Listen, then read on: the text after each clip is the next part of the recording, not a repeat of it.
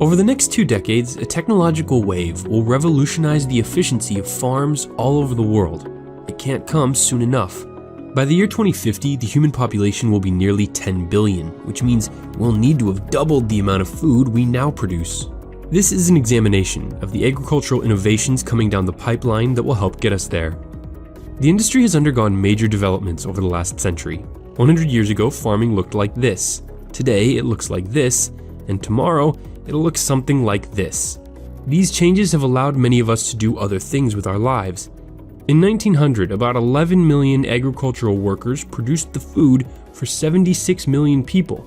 Today, just 6.5 million workers feed 321.4 million Americans. 2 factors were most responsible for this surge in productivity: engines and the widespread availability of electricity. Today, the innovations on our immediate horizon include autonomous pickers. UK researchers have already created one that gathers strawberries twice as fast as humans. The challenge will be creating robotic pickers that can switch between all kinds of crops. Robots or drones that can precisely remove weeds or shoot them with a targeted spritz of pesticide, using 90% less chemicals than a conventional blanket sprayer. For the organic farmer, they could zap the weeds with a laser instead. This could have a big impact. The UN estimates that each year, between 20 and 40% of global crop yields are destroyed by pests and disease. Tiny sensors and cameras will monitor crop growth and alert farmers on their smartphones if there's a problem or when it's the best time to harvest. The Bonnie Rob can take a soil sample, liquidize it, then analyze its pH and phosphorus levels all in real time. As a proof of concept for all this autonomous farming technology, researchers at Harper Adams in the UK plan to grow and harvest an entire hectare of barley without humans ever entering the field. Companies like Agri have already commercialized software that analyzes drone-captured infrared images to spot unhealthy vegetation. Then, like a real-life game of Sim Farmer, the grower is alerted on their device when a troubled area is identified. Machine learning is regularly improving the system's ability to differentiate between varieties of crops and the weeds that threaten them.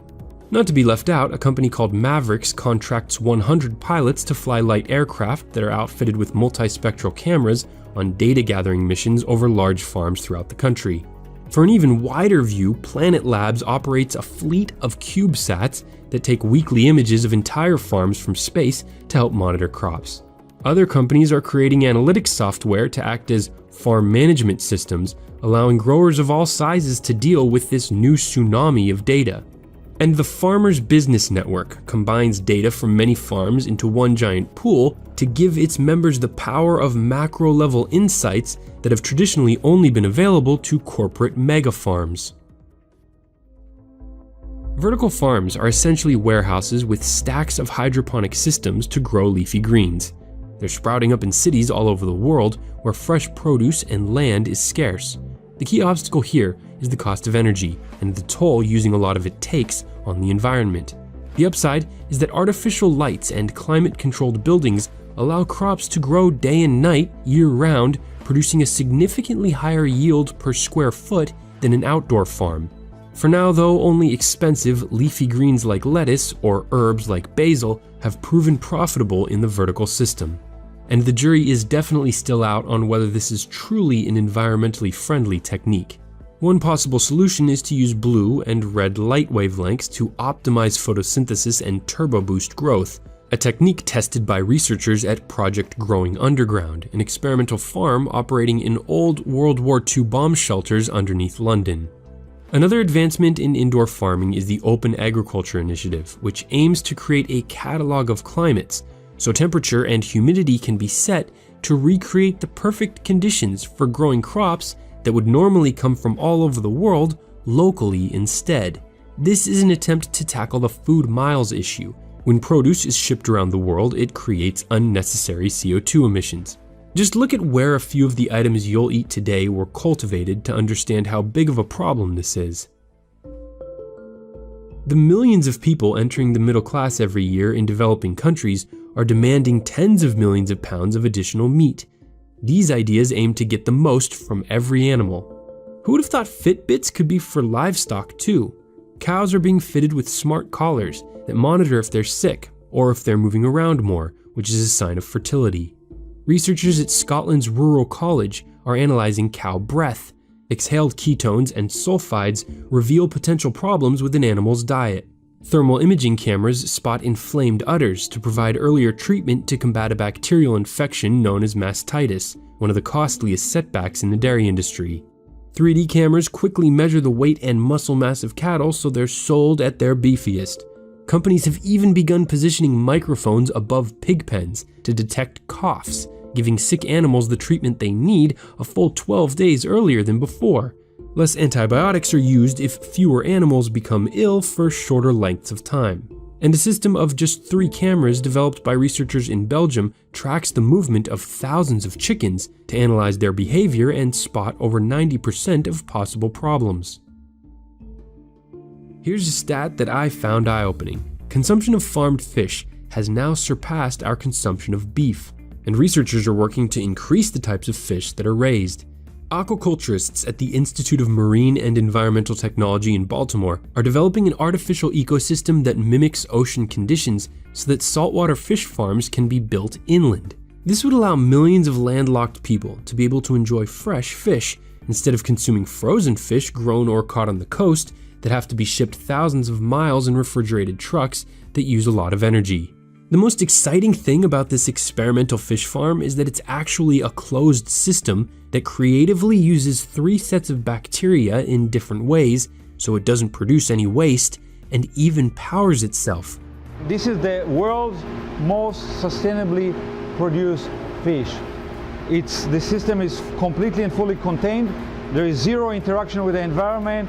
There is no waste. It's zero waste, goes back to the environment, which is the big problem with aquaculture today. This revolutionary technique could be critical for saving species in the wild, like rapidly depleting bluefin tuna populations without curbing the appetites of sushi lovers like me. Another ingenious approach from a company in California are proteinaceous fish food pellets made from the bodies of a bacteria that grow by consuming a combination of methane, oxygen, and nitrogen. The UN's Food and Agriculture Organization estimates that 2 billion people consume insects as part of their diet. Moi, je mange les insectes, c'est trop nourrissant, donc ça nourrit le corps et ça n'a pas de graisse et ça ne nuit pas au corps. C'est un truc que si un être humain mange ça tout le temps, peu rare qu'il aura des maladies.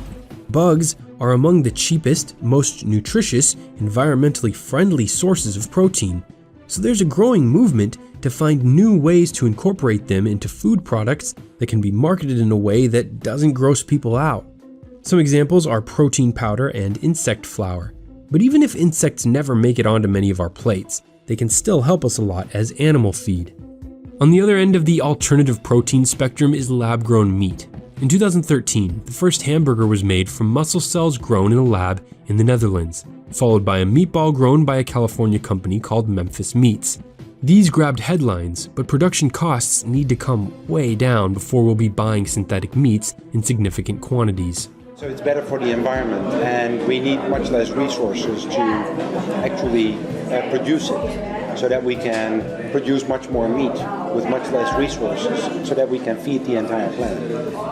And we'll probably look back at this time as sort of barbaric, that we still killed animals and used animals to such a degree for our meat consumption.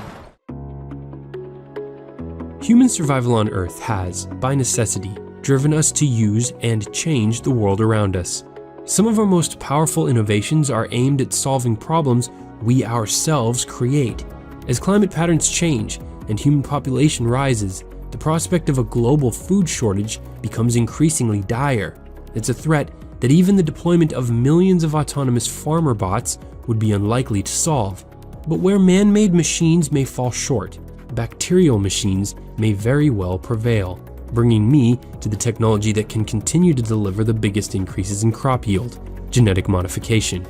Scientific breakthroughs like CRISPR, genomic selection, and SNPs now allow single letters within a gene to be precisely edited. Unlike older methods of genetic manipulation, like transgenic modifications that made uncontrolled alterations to large regions of DNA, CRISPR, a gene editing system repurposed from bacteria, more closely mimics the process of random mutation. This process is critical for environmental adaptation, Darwinian natural selection, and, ultimately, evolution. While this fact alone may not placate the most passionate anti-GMO advocate, highly precise techniques like CRISPR should help ease the legitimate health and environmental concerns that have thus far curbed significant commercial investments. But not everyone is sitting on the sidelines. Two large agricultural companies, DuPont and Syngenta, have used genome selection to develop two new drought-tolerant strains of corn called Aquamax and Artesian.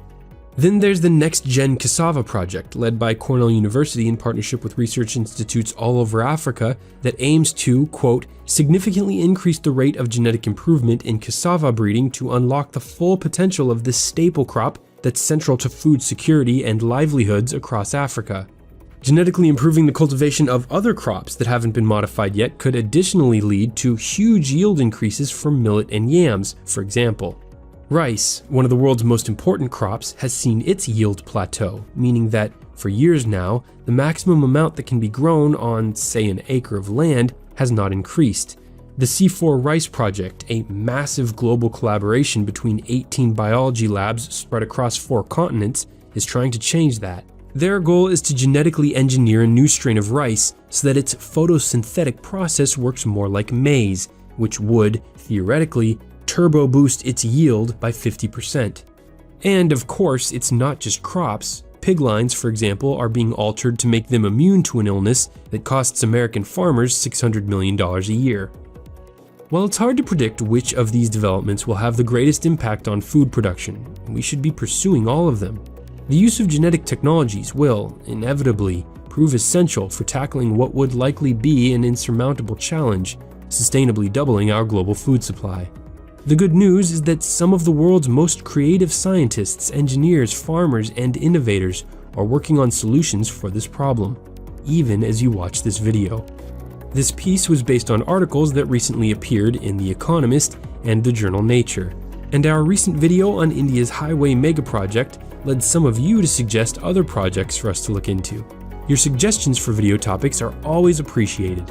Thanks for watching. Until next time, for TDC, I'm Bryce Plank.